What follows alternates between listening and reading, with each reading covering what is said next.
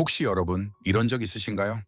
나이가 들면 마음이 좀 편해질 줄 알았는데 이상하게 더 불안해지는 순간 말입니다.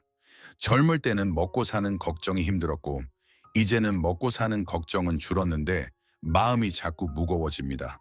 후회는 깊어지고 앞날은 괜히 더 겁이 납니다. 그럴 때 우리는 이렇게 생각하죠. 내가 아직 부족해서 그렇겠지. 내가 더 노력하지 않아서 그렇겠지. 그래서 책을 찾고 행복해지는 법을 배우고 마음을 다잡아 보려 했습니다. 저도 그랬습니다. 행복해지려고 참 애썼습니다. 긍정하려 했고 의미를 찾으려 했고 잘 살아보겠다고 스스로를 밀어붙였습니다. 그런데 어느 순간 깨달았습니다. 이상하다는 생각이 들었습니다. 왜 행복해지려고 애쓸수록 마음은 더 초라해질까? 왜 잘 살고 싶을수록 숨이 더 막힐까? 그래서 오늘은 조금 불편할 수도 있는 이야기를 하려 합니다. 여러분이 불행한 이유는 노력이 부족해서가 아닐지도 모릅니다. 오히려 너무 행복해지려고 애쓰고 있기 때문일 수도 있습니다. 여기 송미영 씨라는 분이 있습니다. 올해 68인 이분은 요즘 아침에 눈을 뜨는 게 조금 버겁다고 합니다. 몸이 어디가 크게 아픈 건 아닙니다. 집안에 큰 우환이 있거나 빚이 있는 것도 아닙니다. 그런데도 아침에 눈을 뜨면 가슴 한구석에 설명할 수 없는 돌덩이가 얹혀 있는 것 같습니다. 창밖엔 해가 떠오르는데 마음은 여전히 어둡습니다.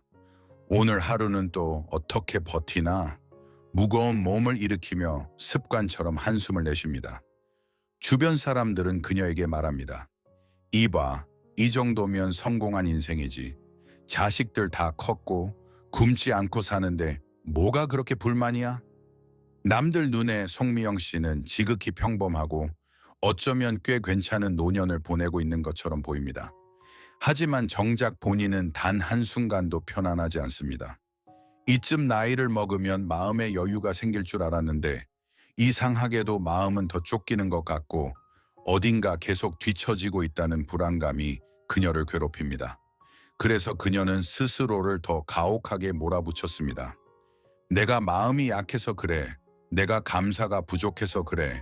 송미영 씨는 행복해지는 법을 다룬 책을 사서 읽고 아침마다 거울을 보며 나는 행복하다고 최면을 걸었습니다. 하지만 이상한 일이죠. 애를 쓰면 쓸수록 행복해지려고 발버둥칠수록 마음은 점점 더 피곤해져만 갑니다.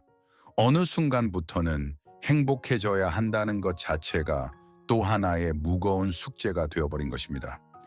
여러분 혹시 이 송미영 씨의 이야기가 남의 이야기처럼 들리십니까? 아니면 거울 속에 비친 바로 우리 자신의 모습입니까?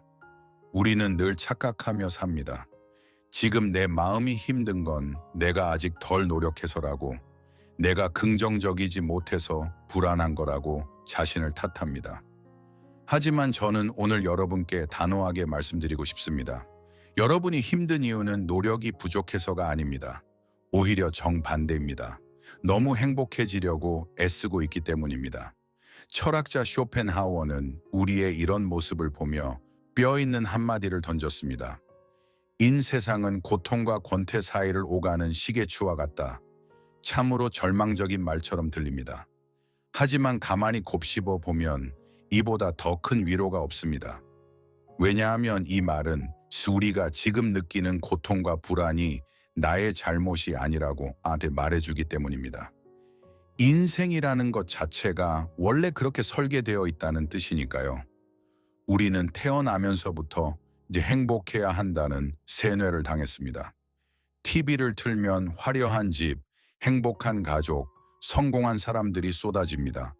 당신도 저렇게 되어야 해. 저렇지 못한 당신은 실패한 거야. 세상은 끊임없이 우리에게 속삭입니다. 송미영 씨가 불행했던 진짜 이유가 바로 여기에 있습니다. 그녀의 인생은 잘못되지 않았습니다. 단지 그녀가 가진 행복의 기준이 너무 높았을 뿐입니다. 고통이 없는 평온한 상태인데도 TV 속 주인공처럼 웃고 있지 않다는 이유만으로 스스로를 불행하다고 낙인 찍었던 것입니다. 그렇다면 우리는 어떻게 해야 할까요? 쇼펜하우어의 처방은 아주 현실적이고 명쾌합니다.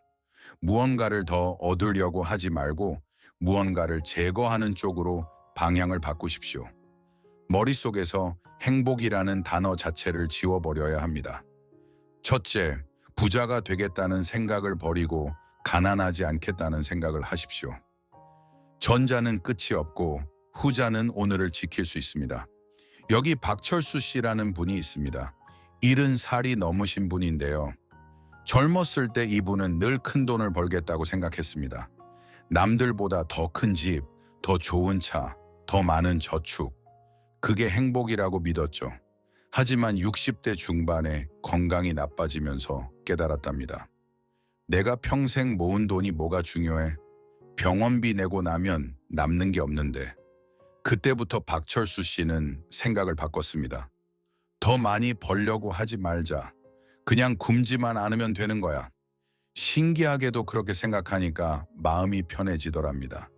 작은 원룸에 살아도 괜찮고 버스 타고 다녀도 불편하지 않더랍니다. 둘째, 강철 같은 건강을 갖겠다는 욕심을 버리고 병에 걸리지 않겠다고 다짐하십시오. 쾌락을 쫓지 않고 고통을 피하는 것, 그것이 건강의 핵심입니다. 셋째, 즐겁게 놀겠다는 생각을 버리고 비난받지 않겠다고 생각하십시오. 완벽하게 행복해지려는 그 욕심이 지금 누릴 수 있는 소소한 평화마저 깨뜨립니다. 여기 또 다른 분이 계십니다. 최정희 씨라는 분인데요. 이분은 평생을 자식들 뒷바라지로 사셨습니다. 새벽 5시에 일어나 식당 일을 하시고 밤늦게까지 일하셨죠. 우리 애들은 나처럼 고생하면 안 돼. 그 한마음으로 버텼습니다. 큰아들은 좋은 대학을 보냈고 작은 딸도 잘 키웠습니다. 그런데 문제는 그 이후였습니다. 최정희 씨는 기대했습니다. 내가 이렇게 고생했으니까 애들이 나한테 잘해주겠지, 효도하겠지. 하지만 아이들은 바빴습니다. 명절에도 전화 한 통 없을 때가 많았죠. 최정희 씨는 그게 너무 서럽고 억울했습니다. 내가 평생 뭐 한 거야? 이렇게 외로우려고 고생한 거야? 밤마다 울면서 잠들었답니다. 그러다 어느 날 최정희 씨는 깨달았습니다. 아, 내가 기대를 한 거구나. 애들이 자동으로 알아줄 거라고 기대했던 거야. 쇼펜하워는 말했습니다. 우리는 타인이 우리 마음을 읽어주길 기대한다. 그러나 아무도 타인의 마음을 읽을 수 없다. 그럼에도 우리는 계속 기대하고 계속 실망한다. 최정희 씨는 용기를 냈습니다. 아이들에게 전화를 걸어 솔직하게 말했습니다. 엄마가 외로워. 가끔 전화 좀 해줘. 기대하지 말고 그냥 표현하기로 한 겁니다. 놀랍게도 그 후로 아이들이 달라졌답니다. 큰아들은 주말마다 전화를 하고 작은 딸도 시간을 내서 얼굴을 보러 오더랍니다. 최정희 씨가 말했습니다. 기대를 내려놓으니까 오히려 마음이 편해졌어요. 작은 것에도 고마워지더라고요. 여러분, 오늘 다시 송미영 씨를 떠올려 봅시다. 그녀는 여전히 아침에 일어나는 게 조금 피곤할지도 모릅니다. 하지만 그녀는 이제 더 이상 자신을 탓하지 않습니다. 아, 오늘 별일 없이 하루가 지나갔구나. 아픈 곳 없고 굶지 않았으니 이만하면 다행이다. 그녀는 행복이라는 무거운 짐을 내려놓고 비로소 가벼운 숨을 내쉬게 되었습니다. 여러분도 그랬으면 좋겠습니다. 행복을 포기한다고 해서 인생이 어두워지는 게 아닙니다. 오히려 행복을 내려놓는 순간 숨통이 트이고 비로소 살만해집니다. 오늘 밤은 행복해야지라고 다짐하지 마십시오. 대신 이렇게 중얼거려 보십시오. 오늘 하루 큰 불행이 없었으니 그것으로 되었다.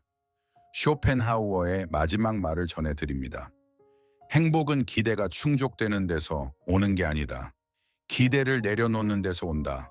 아무것도 기대하지 않을 때 모든 것이 선물이 된다. 여러분, 크게 아픈 곳은 없었습니까? 그리고 지금 오늘 밤 여러분을 받아줄 따뜻한 잠자리가 기다리고 있습니까? 그렇다면 여러분은 이미 충분히 잘 살고 계신 겁니다. 더 바랄 것이 없는 성공한 하루를 보내신 겁니다. 오늘 밤은 그 어떤 걱정도 하지 말고 깊고 편안한 잠에 드십시오. 여러분은 그럴 자격이 있습니다. 편안한 밤 되십시오.